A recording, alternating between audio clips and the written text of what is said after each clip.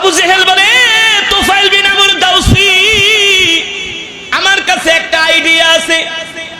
তুমি তো এক নম্বরে মুহাম্মাদের ধারে কাছেও যাবা না, তার চেহারাও দেখবা না, তার কোনো কথাও তুমি শুনবা না। তুফাইল বিন আমর দাউসি বলে, আবু জেহেল, এটা আবার কিভাবে সম্ভব?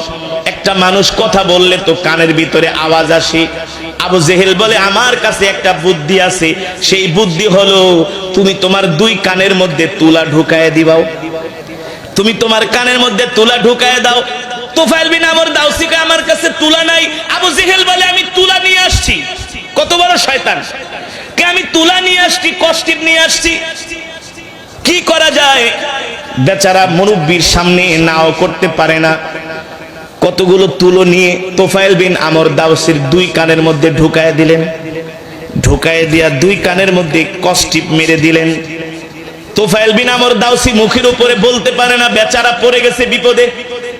আবু জেহেল বলে, শোনো, আমি তোমার উপকার করে যাচ্ছি, তুমি মুহাম্মাদের কথা শুনবা না, এই কারণে তোমার দুই কানের মধ্যে তুলা ঢুকায় কষ্টিপ মেরে দিলাম। এই কষ্টিপ মেরে আবু জেহেল বাড়িতে চলে গেছে। তুফাইল বিন আমর ছিলেন শিক্ষিত মানুষ, তিনি রাস্তা দিয়ে হাঁটে। এবার মক্কার ছোট ছোট যুবকরা, কিশোররা তাকে এবার বয়রা বলে ডাকে। জুলকুতনাইন ইতিহাসের মধ্যে এভাবে এসছে, সিরাতে মুস্তাফার মধ্যে। ছোট ছোট বাচ্চারা বলে, দেখ জুলকুতনাইন যাচ্ছে, দুই কানের মধ্যে তুলা ঢুকানি যাচ্ছে। দেখ, একজন শিক্ষিত মানুষ কানের ভিতরে তুলা ঢুকাই দিছে, রাস্তা দিয়ে হাঁটে, মানুষ তাকে ব্যঙ্গ করে, বিদ্রুপ করে, ঠাট্টা করে। কেউ যদি কানের মধ্যে তুলা ঢুকায় কষ্টিপ মারে, মানুষ হাসাহাসি করে কি করে না? জোরে বলুন, করে কি করে না? এবার তুফাইল বিন আমর দাউসি যেখানে যায় সেখানে মানুষ তাকে বিদ্রুপ করে, ঠাট্টা করে। তুফাইল বিন আমর দাউসির এই বিষয়টা ভালো লাগলো না, সে বাড়িতে চলে আসছে। এসে মনে মনে ভাবে, হায় রে, আবু জেহেল আমার কানের মধ্যে তুলা ঢুকায় গেছে, আমি কিছুই বললাম না। মুহাম্মাদের বিরুদ্ধে এত কথা বলল, আমি কিছুই বললাম না। সে বলতেছে মুহাম্মদ হলো একজন মিথ্যাবাদী, বলেন নাউজুবিল্লাহ। মুহাম্মদ হলো একজন কবি, মুহাম্মদ হলো একজন গণক, মুহাম্মদ হলো একজন জাদুকর। মুহাম্মাদের ধারে কাছে আমাকে যেতে নিষেধ করছে, কিন্তু আমি আবু জেহেলের সব কথা কেন মানবো? আমিও তো একটা শিক্ষিত মানুষ। সুবহানাল্লাহ। দেখেন আল্লাহ তাআলা কেমন করে হেদায়েত দেয়। আল্লাহ তাআলা যাকে ভালোবাসে তাকে এভাবে হেদায়েত দেয়। সুবহানাল্লাহ। ইন্নাকা লা তাহদি মান আহবাবতা ওয়ালাকিন্নাল্লাহা ইয়াহদি মান ইয়াশা ওয়া হুয়া আ'লামু বিল মুহতাদিন। আল্লাহ তাআলা যাকে পছন্দ করে, যাকে ভালোবাসে, আল্লাহ তাআলা তাকে হেদায়েত দিয়ে মুমিন বানায় দেয়। আল্লাহু আকবার। আবু জেহেল চেয়েছিল সে যাতে আল্লাহর নবীর কাছে, হ্যাঁ, কত ষড়যন্ত্র করছে, কিন্তু আল্লাহ তাআলা তাকে ভালোবাসে। তুফাইল বিন আমর দাউসি ঘরের মধ্যে বৈশা বৈশা চিন্তা করে, আবু জেহেল যার বিরুদ্ধে এত কথা বলল, যার বিরুদ্ধে এত কথা আমার কাছে বানায় বানায় বলছে, সত্য নাকি মিথ্যা, এটা তো ওই ব্যক্তিকে না দেখা যাচাই করা যায় না। কথা বলেন, এটা যাচাই করতে হলে তার সামনে যেতে হবে, তাকে দেখতে হবে। এখন আবু জেহেল কঠিন ভাষায় নিষেধ করে গেছে। তুফাইল বিন আমর দাউসি, আবু জেহেল নিষেধ করলে করুক, তাতে কিছু যায় আসে না। আল্লাহু আকবার। আমি নিজের চোখ দিয়া যায় মুহাম্মদকে দেখব।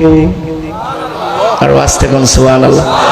আমি নিজে যে মুহাম্মদকে দেখব, কিন্তু দিনের বেলা গেলে তো মক্কার মানুষ দেখবে। দিনের বেলা যাওয়া যাবে না, যাব রাত্রবেলা।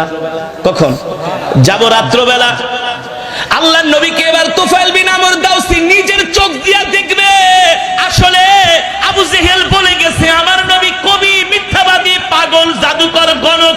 আসলে মুহাম্মদ এই দোষগুলো তার মধ্যে আছে কিনা এটা আমি নিজের চোখে যায় সশরীরে এটা যাচাই করব। আল্লাহু আকবার। তুফাইল বিন আমর দাউসি বলে, আমি দিনের বেলা বের হব না, মুহাম্মাদের কাছে যাব না, তাহলে মক্কার মানুষগুলো দেখে ফেলবে। আমি যাব হব ঘুটঘুটে অন্ধকারের মধ্যে। মাগরিবের সময় তো একটা অন্ধকার হয়, ঠিক না? তুফাইল বিন আমর দাউসি ঘুটঘুটে অন্ধকারের সময় বের হয়েছে আল্লাহর নবীকে দেখার জন্য। আল্লাহর নবী রাহমাতুল লিল আলামিন নামাজ আদায় করার জন্য বাইতুল্লাহ আসছে, কাবার চত্বরে আসছে। তোফায়েল বিন আমর দাউসি দূর থেকে দেখতেছে সুদর্শন একজন যুবক, তিনি দাঁড়িয়ে দাঁড়িয়ে নামাজ পড়তেছে।